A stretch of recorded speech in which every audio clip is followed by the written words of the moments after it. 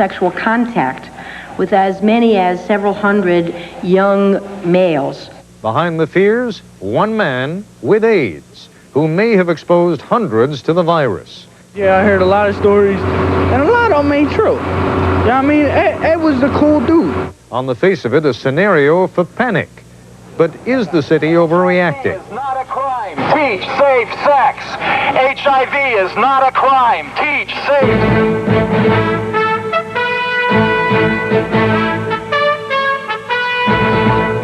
This is ABC News Nightline. Reporting from New York, Ted Koppel. This is a story in almost equal parts about apathy and panic. For many years, so many years in fact, that in some cases more than one generation was involved, boys and young men paid calls on a Philadelphia businessman who was known to give money for sexual favors. Despite the fact that children were involved, little or nothing was done. When he was finally arrested last week, Ed Savitz told authorities that he has AIDS. That's when apathy turned to panic. People started doing the Malthusian calculus of just how many people might be affected if all the youngsters with whom Savitz was believed to have had sex with someone else who in turn had sex with yet another group of people. Last Friday, Savitz was released after posting a $300,000 bond. But so great was public concern that he was rearrested on Saturday and is now being held on $20 million bail. The case raises a number of disturbing questions, not the least of them being whether an accused sex offender with AIDS should be subjected to a different legal standard than one, say, with only syphilis or with no venereal disease at all. First, some more background on the case from Nightline correspondent Jackie Judd. I brought people up there. He paid me $20, $25 to bring them up. And I brought them up. He told me I'd have to do nothing I didn't want to do and just give him socks underwears, and then told me be comfortable and all, and then told me if I want I can come back up. Ed was the cool dude. Everybody like that. On the streets of Philadelphia, businessman Ed Savitz was well known as Uncle Ed, Fast Eddie, Dr. Feelgood. The word was he engaged in sex with teenage boys, but frequently would just pay them for their soiled socks, underwear, or even for their feces. What they didn't know was this. We were told by the defendant and his attorney that the defendant has AIDS, a full-blown AIDS case. Sure, you do need to make an appointment. It takes maybe half an hour or two. Literally within minutes of that alarming announcement, calls began pouring into the 3 AIDS hotlines in the city. We've now received in excess of 600 phone calls. Approximately 150 of those are people who had sex with him, had some kind of interaction with him. And therefore are at risk. And therefore at risk. On Friday night, Savitz's family posted bail and voluntarily hospitalized him. Even so, newspaper headlines the next day declared him a free man. That enraged the public, and suddenly, Uncle Ed had taken on the notoriety of a Jack the Ripper. So Savitz was rearrested on additional charges and brought to this detention center where he remains. Defense attorney Barnaby Whittles claims prosecutors took his client in again and asked for high bail to appease a hysterical public. $10 million bail isn't bail, it's ransom. It's obvious that the district attorney's office has tried and convicted him, and they want him to start serving his sentence now. The story, if true, is troubling as well as bizarre. Prosecutors say that many youngsters openly visited Savitz at his homes for many years, and yet nothing was ever done. What did you think was happening? We had a pretty good idea. That's why we reported it to the police, but nobody could do anything. Police said they couldn't do anything. Yeah, police. Why couldn't the police do anything, even though the alleged crimes may have begun many years ago? Abraham says the kids in it for the cash weren't about to confess, and parents were equally reluctant. Hundreds of parents are now coming forward and saying, my kid has had contact with this guy and I knew it. And when the police said, would you have your child sign a complaint against this guy? Oh, no, not me. What about Savitz, Tom? All kinds of things when people don't think he's guilty, huh? Now everyone is talking about Savitz's alleged crimes. I think he's being tried through the media, through the press, because the topic titillates everyone so they can feel better than, different than, and they can point to some common enemy. And the common enemy is a man with AIDS who is charged with abusing children. That's a frightening combination. I think the media coverage has been, unfortunately, hysterical. I think the media treated the story in such a way as to increase or maximize the chances of an overreaction on the part of the public. But frankly, I think the media didn't do that on their own. I think they were set up for that by the district attorney and the police. Shame! Shame! Shame! The DA also came in for criticism today at a demonstration of radical AIDS activists. Not me. Why are you playing politics with this epidemic, Lynne Abraham? Not me. Even though Abraham has never explicitly described Savitz as a homosexual, demonstrators accused her of fanning the flames of prejudice. And you timed this without any consultation with experts in AIDS education or health care. You are playing politics with this epidemic, Lynne Abraham. This issue of gay or homosexual has never been mentioned by me. We have been trying to play this very low key, and has nothing to do with gay or lesbian, the lesbian or gay community. People with AIDS are incredibly frightened that they now will become characterized by this man's actions. That the country, people in Philadelphia, people across the country will come to characterize people with AIDS by this man's actions. Nothing could be further from the truth. What do you mean? What did you find? Soiled underwear, some socks, and some pictures.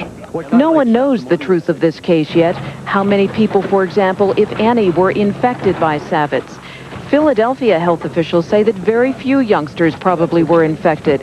Prosecutor Abraham disagrees and defends her actions. We're going to prosecute him very vigorously on the cases that we have. That is our responsibility and our mandate. But our real thrust was information, awareness, and no panic. If convicted of all the charges brought against him, Savitz could be sentenced to decades in prison, a term an AIDS sufferer would almost certainly never survive. Still, the case has raised the issue of how society protects the rights of the accused and protects itself against this kind of behavior. This is Jackie Judd for Nightline in Philadelphia. In a moment, we'll be joined by Lynne Abraham, the Philadelphia District Attorney who sounded the alarm on the arrest last week in the name of public health, and by Larry Gostin, an authority on AIDS law, policy, and ethics, who suggests that Ms. Abraham's handling of the case has been heavy-handed. This is ABC News Nightline, brought to you by Charles Schwab.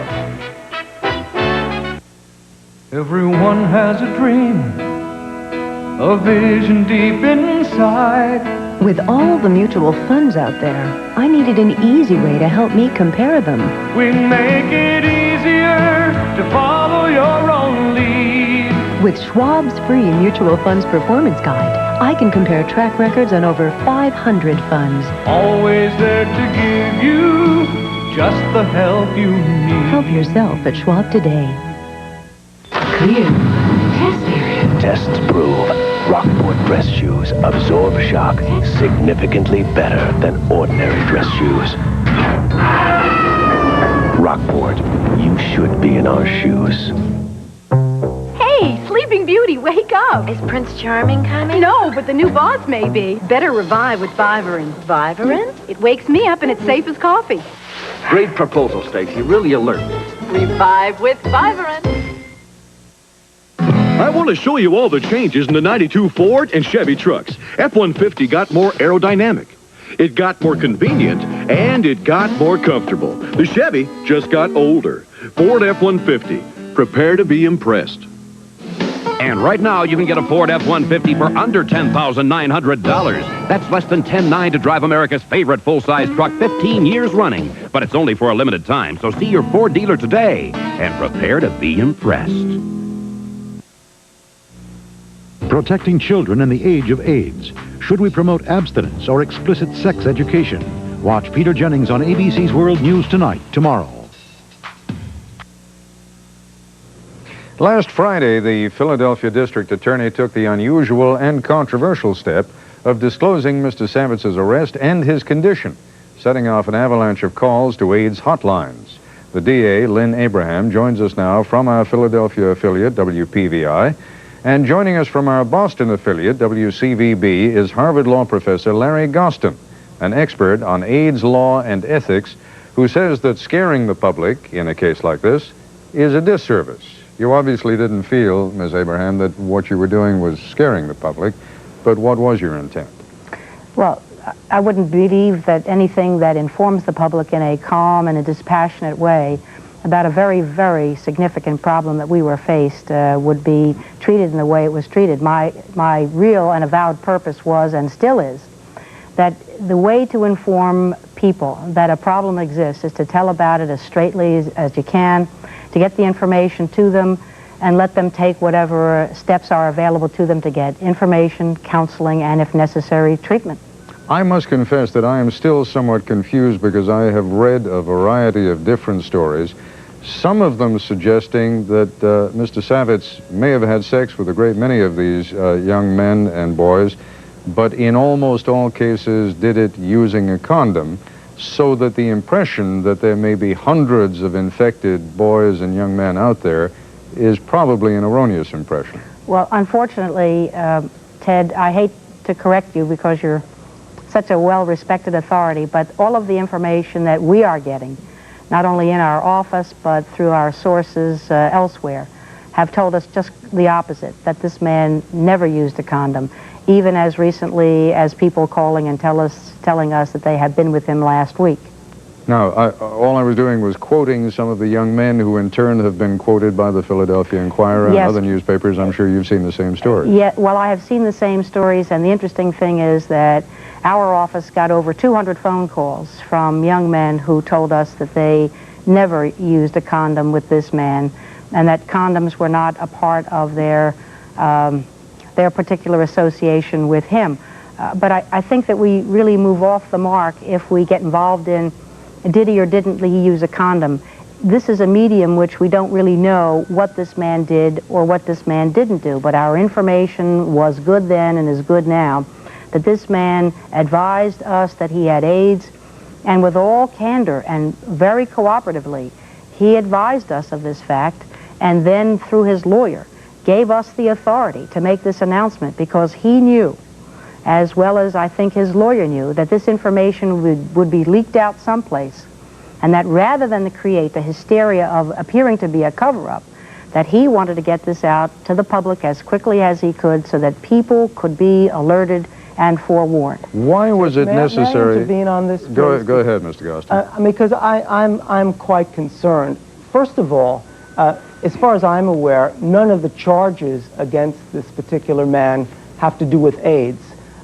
They have to do with ordinary indecent assaults. The questions of did he wear condoms, how many people did he infect, seems to me to be doing exactly what is being denied, that is, trying to inflame the public. Who is the enemy here? The enemy is not persons with AIDS, and I think that what is going to happen is all of the hard work that people concerned with the public health problem have done over so many years to educate the public, to humanize the public, and all in one fell swoop, a DA is claiming to make some kind of a public health announcement. Mr. Gostin, let me, if I may, put upon your shoulders a responsibility that you don't carry at the moment, but let's say you were the DA in Philadelphia, and you knew that there were potentially several hundred boys and young men running around who had had sex with this man and who might, as a consequence of that, themselves be HIV carriers. Don't you have a responsibility to let them know about it? Well, my first mission wouldn't be to hold a press conference. What I would do first is make sure that the person was charged, was receiving appropriate custodial care. No, but I'm asking you about your responsibility to the community. Yes, my responsibility to the community would be I would work with the public health department, and I would try to do confidential contact tracing. I would try to find out, through the man's cooperation, the sexual partners that he had had. And meanwhile, hundreds of young people, potentially, many of them almost by definition sexually active, are running around and still having sex with other people. No, well, the message ought to be through the public health department and through all of the health authorities in the state and the city, don't do this. you shouldn't do it whether you know the person has AIDS or you don't, because the chances are that individual may have a sexually transmitted I understand, disease. Mr. Gostin. Could I interrupt here for a moment? Go ahead, and then we're going to have to take it. I think this is getting beyond the question. First of all, you can't question a man and ask him to reveal information about his partners unless you warn him and he's willing to give up his constitutional rights against self-incrimination. But you were willing to wait a second, wait a minute, wait a second, let me finish. All the while telling him that everything he's going to say will be used against him. At the same time, while we are provided by the police with 5,000 photographs of young boys all nude, and then have to go to him and say, now of these 5,000 boys, how many have you had contact with, using your hypothesis, sir, in the past 3 or 4 years when you became HIV infected, or you knew you had AIDS over a year ago?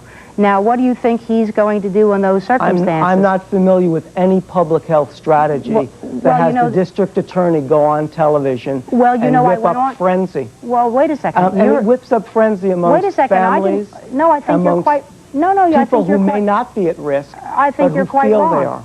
I think you're quite wrong, because I went on with the head of the Department of Health, Dr. Robert Roth in Philadelphia, and I thought in that very small interview we handled the issue of the public health question very delicately, very quietly. You just got up on national television and started talking about the hundreds of cases and No, I did not. I just heard you. Well, just wait a second. When we made our announcement, it was intended to be a local story for local interest. But that's naive. Well, it's not naive. No, it isn't. It's not naive. It is the way that a public official with a public responsibility handles a very difficult issue where there are no guidelines, where there is no script, and where you have an obligation to deal honestly and forthrightly with the public. If anything, comments like yours that accuse people of ripping other people up is just the kind of irresponsible charge that makes people concerned. Let me jump in for a moment, if I may, because we are going to have to take a break. And when we come back, Ms. Abraham, what I do want to ask you about is why it was necessary to rearrest this man after a $300,000 bond had been posted, and he was, as I understand it, in a hospital at that point. We'll continue our discussion in a moment.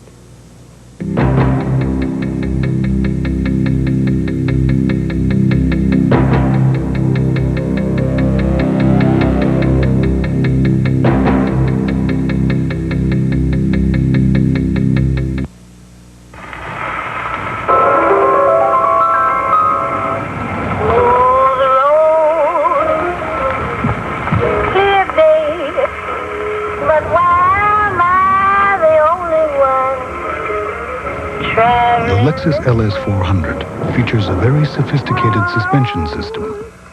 So while life may have its rough stretches, your ride through it won't.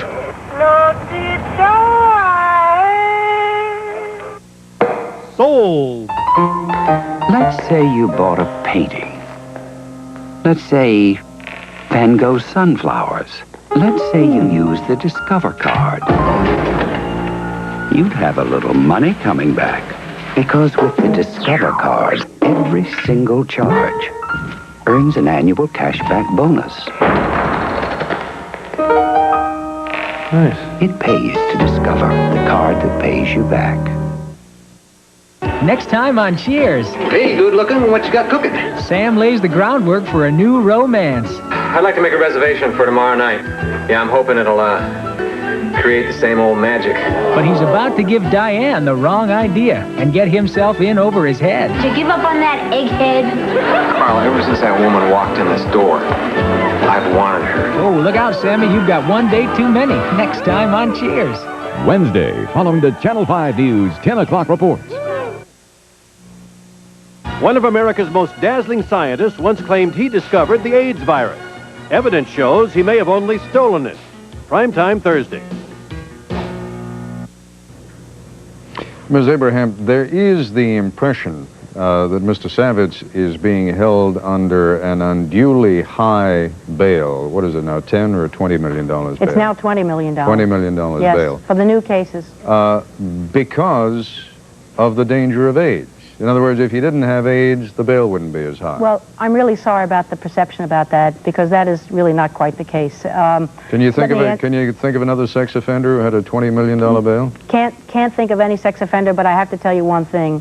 The district attorney's office doesn't set bail. A bail commissioner sets bail.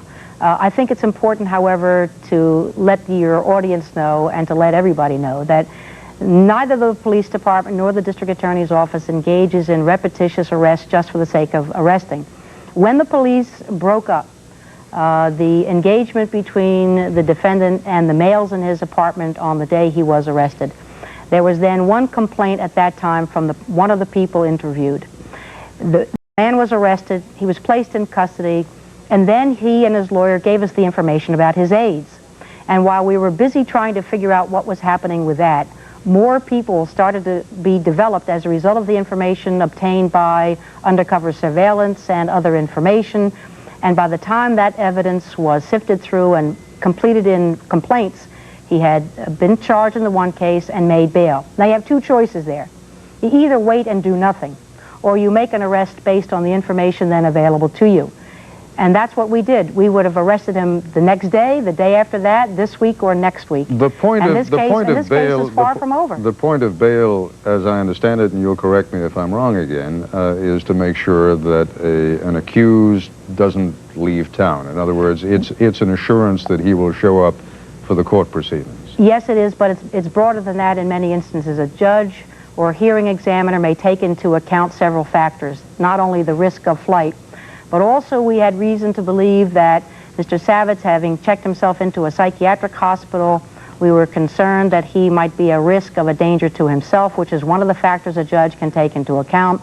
We were also concerned Are you suggesting to me that the chance of suicide is lesser in a county jail, let's say, than it is in a psychiatric center? No, it certainly isn't, but it is a factor that I think a hearing examiner took into consideration, and I think also the fact that this man was out on the street raised, I think, in the mind of the bail commissioner, and he'll have to speak for himself, not I, that there might be some mob activity on the part of some parents or irate people who might decide to find this guy and take justice into their own hands. And then you would have me on your program skewering me for two reasons. Number one, for not coming forward with information about his AIDS, and two, allowing a mob to take over what the criminal justice system is very capable of handling. You've lost me, Ms. Abraham, only in the sense that if the only protection that a citizen who as yet has not been proven guilty of anything has against a mob is for someone to set $20 million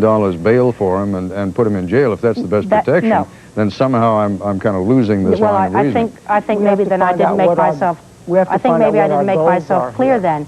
The purpose of bail is to make sure a person shows up, but there also is a consideration in the judge's mind about the risk of flight, about the possibility of self-destruction, and also there was, I'm sure, a concern on the bail commissioner's part. Remember, he set the bail, not me, that this person may be a danger to himself or to others. And I'm sure that was considered by the bail commissioner, not by me. Mr. Gostin, I'm afraid this program is just tripping along much faster than I thought it would. So in the couple of minutes that we have left here, clearly you have a sense that because this man has AIDS, he is being treated differently than he would be if he didn't have AIDS, right? I do. I mean, the point is that this is a man, if the district attorney has reason to believe that the person has AIDS and is trying to transmit the AIDS virus, they have certain charges at their discretion that they could put forward. Not in Pennsylvania, we don't. No, we don't. Not in Pennsylvania, we do not.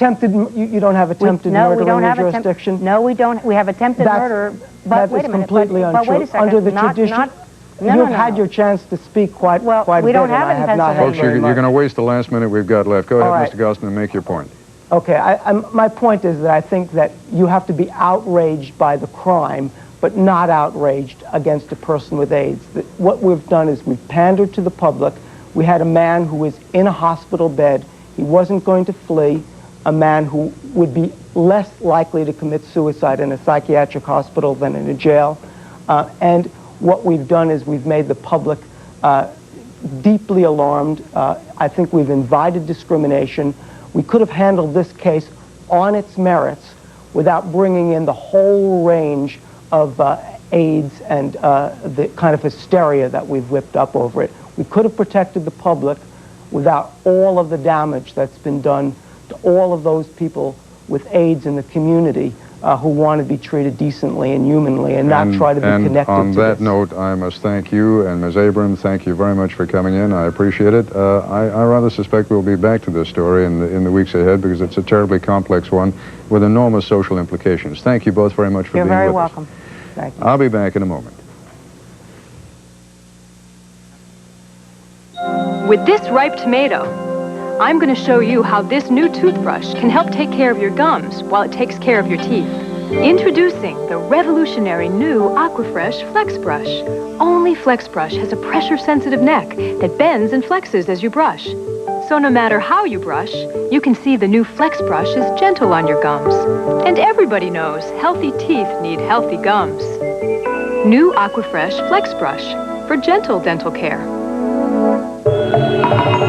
You're about to see how Goodyear is changing all-season driving right before your eyes.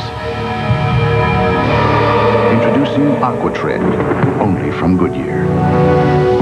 AquaTread's advanced design channels water out of your way for dependable all-season traction, especially in the rain when you may need it most.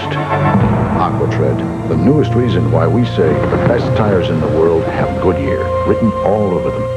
What entrepreneurs do is they find an idea and then they risk everything every day.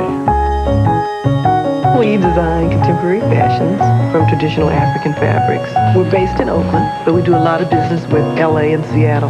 What I recommended for her was the AT&T Small Business Option Area Code Plan, which gives them an automatic 10% discount to 1 or 2 area codes that they call most. Every customer has a goal. What we want to do is help them to achieve that goal. We can make a difference. AT&T, call us. A car is a car.